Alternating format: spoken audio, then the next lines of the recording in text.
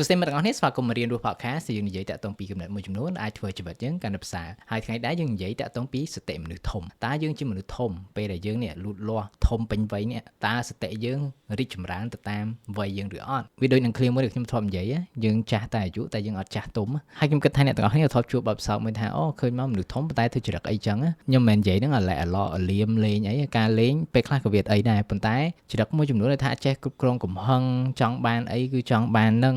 ឬក៏ចេះតែខ្លាចនេះខ្លាចនោះមានការភ័យព្រួយដោយមិនសមហេតុផលនិយាយប៉ះអីបន្តិចបន្តួចអត់បានឆាប់ងឆាប់ខឹងហើយអត្តចរិតទាំងអស់ហ្នឹងក៏យើងមើលឃើញទៅកុមារផងដែរដែលគាត់ធ្វើបែបហ្នឹងហើយពេលដែលយើងធំយើងអត់កែប្រែសតិហ្នឹងយើងក៏នៅតែរក្សានៅអត្តចរិតបែបហ្នឹងហើយទស្សនវិទូនិងអ្នកចិត្តសាស្ត្រខ្លះគាត់ថាហ្មងថាមនុស្សបែបហ្នឹងគឺដូចជាកូនងាដែលមានមាឌធំគឺថាគាត់ធ្វើចរិតដូចក្មេងប៉ុន្តែមាឌគាត់ធំកម្លាំងគាត់ខ្លាំង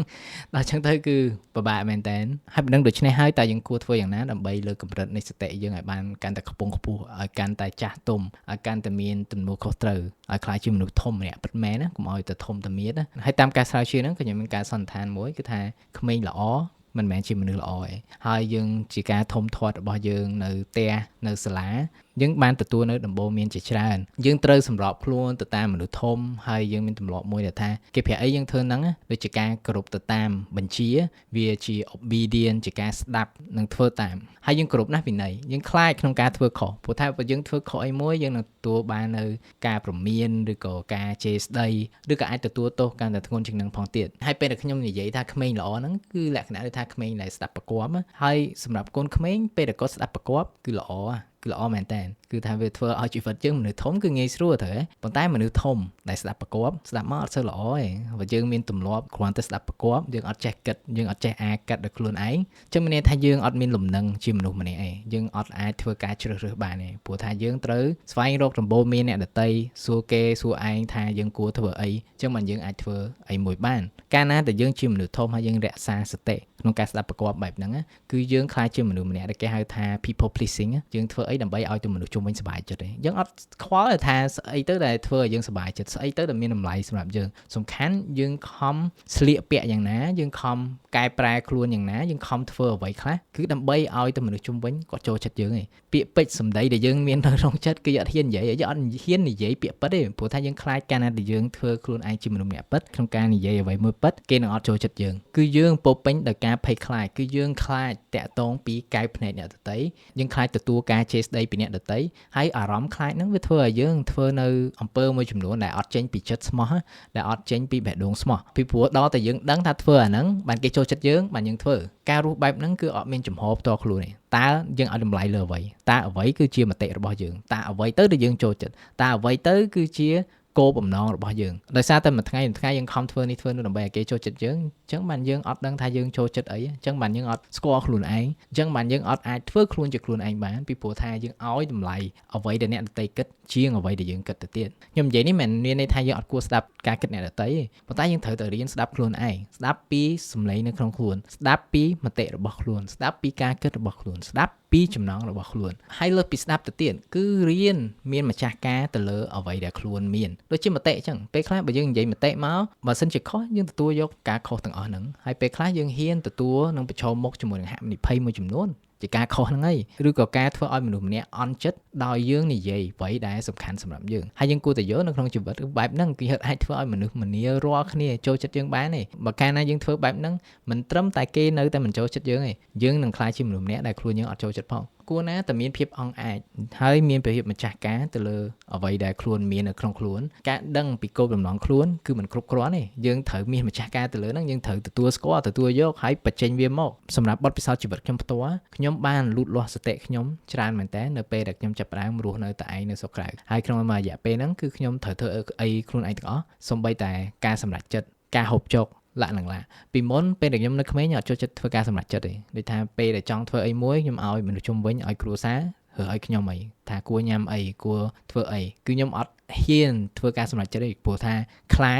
ាចថាពេលដែលយើងសម្រេចចិត្តទៅការសម្រេចចិត្តនឹងខុសហើយមនុស្សជុំវិញខ្លួនយើងនឹងអាចមើលមកថាយើងជ្រើសរើសខុសដែលធ្វើឲ្យពួកគាត់អត់សុបាយដែរនឹងលទ្ធផលទាំងអស់ហ្នឹងហើយមួយរយៈដែលថាខ្ញុំរស់នៅដល់ខ្លួនឯងហ្នឹងគឺខ្ញុំលូតលាស់ខ្ញុំចាប់ផ្ដើមប្រឈមមុខនឹងការសម្រេចចិត្តនិងកំហុសហើយទាំងអស់ហ្នឹងវាឈឺពេលខ្លះខ្មាស់គេទៀតយើងនិយាយខុសប៉ុន្តែពេលដែលយើងដូចថា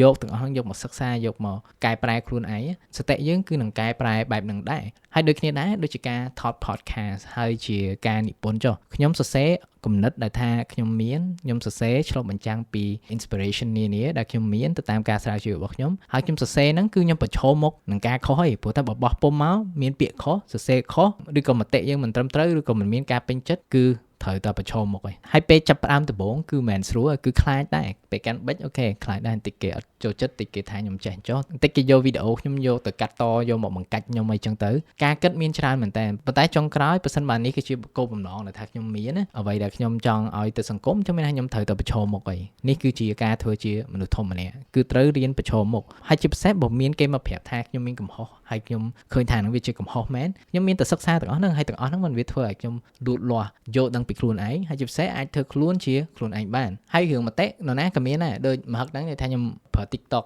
ដើម្បីផុសវីដេអូផុសអីច្រើនជាមួយនឹងការបរៀនក្បាច់គុណថាខ្ញុំបរៀនរាល់ថ្ងៃហ្នឹងដែរហើយអ្នកខ្លះគាត់មក comment មក toxic ហ្មងដូចថាអត់សមហេតុផលអូខេគាត់មានមតិខ្ញុំក៏មានមតិដែរតែប៉ុន្តែអ្វីដែលខុសគ្នាបើអ្នកសង្កេតមើលអ្នកដែល comment ចេញមកដូចថាអាក្រក់ឬក៏អត់សមហេតុផលចេញមកភ្លាវអីចឹងមើលភាគច្រើនអត់ទាំងដាក់ profile picture អត់ទាំងផុសអីផងគឺ account ហ្នឹងបង្កើតមកគឺដើម្បីតែជេរគេហើយកិច្ចទៅវិញឯងបាត់មុខឯងព្រោះគាត់អត់ទាំងបង្ហាញមុខមាត់របស់គាត់ផងហើយឈ្មោះ account មើលមិនដាច់ផងអត់ដឹងថាពីណាគេវាដូចអាគណៈមួយថាស្រែកជេរគេឲ្យពួនណាគឺយើងអត់ប្រឈមមុខជាមួយនឹងអំពើរបស់យើងជាមួយនឹងសម្ដីរបស់យើងឯងហើយក្នុងការធ្វើខ្លួនជាមនុស្សធំម្នាក់អូខេបើយើងមានមតិយើងនិយាយណានេះគឺជាអ្វីដែលខ្ញុំនិយាយនេះគឺជាមុខមាត់របស់ខ្ញុំនេះគឺជាឈ្មោះរបស់ខ្ញុំហើយអូខេតែអត់ចាំបាច់ទេព្រោះថាអ្នកនិពន្ធមួយចំនួនគាត់ចូលចិត្តបង្ហាញមុខបង្ហាញឈ្មោះអីចឹងគាត់ប្រើជាដូចលក្ខណៈ pen name អីចឹងប៉ុន្តែក៏គាត់មានទំនួលខុសត្រូវទៅលើអ្វីដែលគាត់និយាយដែរអញ្ចឹងចុងក្រោយយើងត្រូវតែរៀនមានទំនួលខុសត្រូវទៅលើអ្វីដែលយើងមានក្នុងខ្លួនរៀនទទួលស្គាល់នឹងអ្វីដែលយើងមានហ្នឹងហើយនៅក្នុងការធំធាត់នៅសម័យទំនើបនេះគឺយើងអត់សូវបានសង្កត់ធ្ងន់ទៅលើការឆ្លាស់សតិហ្នឹងយើងផ្ដោតតែឲ្យដំបូន្មានណែនាំហើយប៉ុន្តែទាំងអស់ហ្នឹងគ្រាន់តែជាព័ត៌មានទេហើយធ្វើឲ្យពួកគាត់ដូចថាចេះស្ដាប់ប្រកបអញ្ចឹងអ្វីដែលខ្វះខាតគឺបង្រៀនឲ្យគាត់ឈរដោយខ្លួនឯងបង្រៀនឲ្យគាត់ដើរដោយខ្លួនឯងបង្រៀនឲ្យគាត់ចេះឈរលើមតិខ្លួនឯងទទួលស្គាល់ពីកំហុសរបស់ខ្លួនចេះធ្វើការសម្រេចចិត្តទា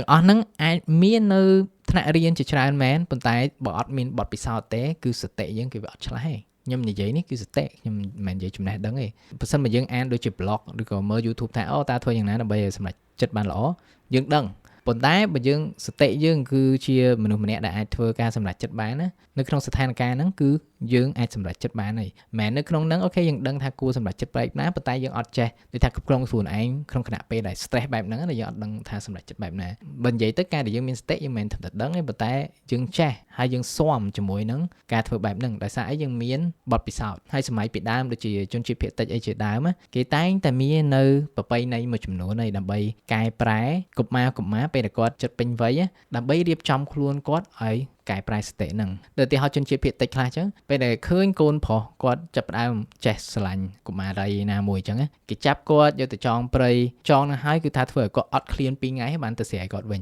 ឲ្យគាត់នៅតែឯងប្រឈមមុខជាមួយនឹងការភ័យខ្លាចប្រឈមមុខជាមួយនឹងការអត់ឃ្លានហើយទាំងអស់នឹងស្ដាប់មកដូចជាទារុណកម្មមួយដែលខ្លាំងហ្មងហើយក្នុងប្រពៃណីហ្នឹងគឺពេលដែល2-3ថ្ងៃចប់ហើយគាត់ទៅស្រែកូនហ្នឹងចូលភូមិវិញគឺថាច្រកគាត់គឺផ្លាស់ប្ដូរហ្មងគាត់ខ្លាចជាមនុស្សម្នាក់ថ្មីដែលចេះស៊ូទ្រាំភាពពិបាកគាត់ចេះប្រឈមមុខជាមួយនឹងការភ័យខ្លាចពេលដែលភ័យខ្លាចគឺគាត់អត់គាំងនៅមួយកន្លែងប៉ុន្តែគាត់មានអារម្មណ៍ឬក៏សតិនឹងក្នុងការសម្រេចចិត្តបានល្អហើយខ្ញុំនិយាយហ្នឹងមិនមែនលើកទឹកចិត្តឲ្យយើងធ្វើទរណកម្មខ្លួនឯងបែបហ្នឹងទេប៉ុន្តែគឺសំដៅទៅលើការមានបទពិសោធន៍នានាដូចពីដើមនៅខ្មែរអាចថាជាអូខេពេល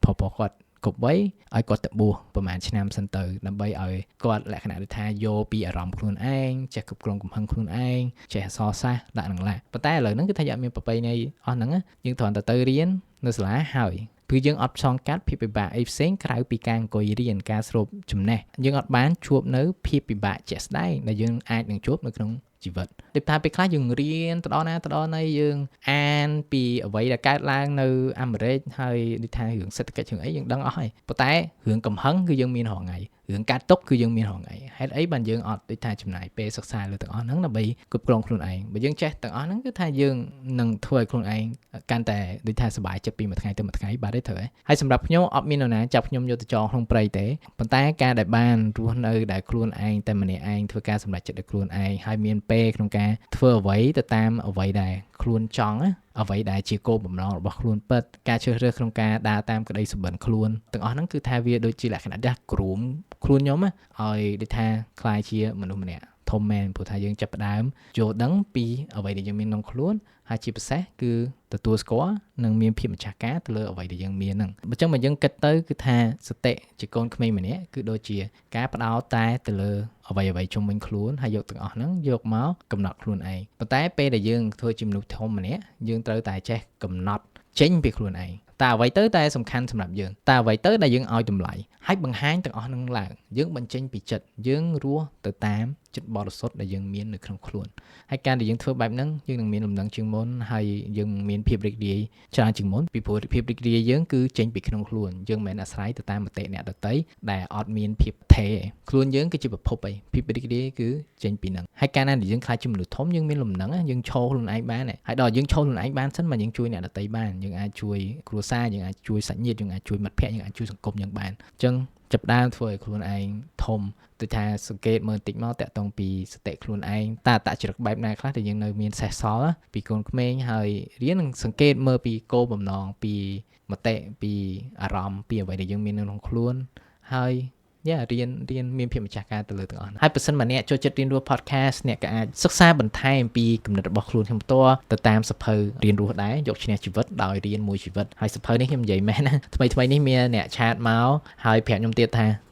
អានបាន 4-5 ដងហើយសភៅហ្នឹងចេញអត់ទាន់គ្រប់មួយឆ្នាំផងហើយវាធ្វើឲ្យគេថាខ្ញុំមានអារម្មណ៍ល្អមួយយ៉ាងដែរក្នុងនាមជាអ្នកនិពន្ធម្នាក់គឺជាជាងដូចថាសរសេរសភៅដើម្បីឲ្យទៅលក់បានច្រើនអញ្ចឹងប៉ុន្តែសរសេរសភៅមួយដែលធ្វើឲ្យមនុស្សម្នាក់អានបានច្រើនដងហើយជាពិសេសគឺថាឃើញប្រយោជន៍ពិតមែននៅក្នុងជីវិតរបស់ខ្លួននិយាយមែនបើទិញអានគឺអត់ខាតទេព្រោះថាអ្នកនឹងមិនអានតែម្ដងគត់ហើយបើសិនមកអ្នកមានបញ្ហាទៅលើការអានខ្ញុំក៏មានកម្មវិធីសិក្សាមួយហៅថារៀនអានដែលនឹងជួយអ្នកអានបានលឿនចងចាំបានល្អគិតបានល្អហើយជាពិសេសគឺយកអ្វីដែលខ្លួនបានអានយកមកអនុវត្តផ្ទាល់នៅក្នុងជីវិតរបស់ខ្លួនបើសិនមកអ្នកមានចំណាប់អារម្មណ៍សូមឆាតមកខ្ញុំផ្ទាល់ឬក៏ទៅតាម Telegram group ក៏មាន link នៅកន្លែងហ្នឹងដែរដែលអ្នកអាចចុចមកហើយអាចឆាតជាមួយនឹងខ្ញុំផ្ទាល់អញ្ចឹងអរគុណមែនទែនសម្រាប់ការគាំទ្រអញ្ចឹងចាំជួបគ្នាថ្ងៃក្រោយទៀតក្នុងអំឡុងពេលនេះដរាបណាដែលអ្នកនៅរស់រៀនរស់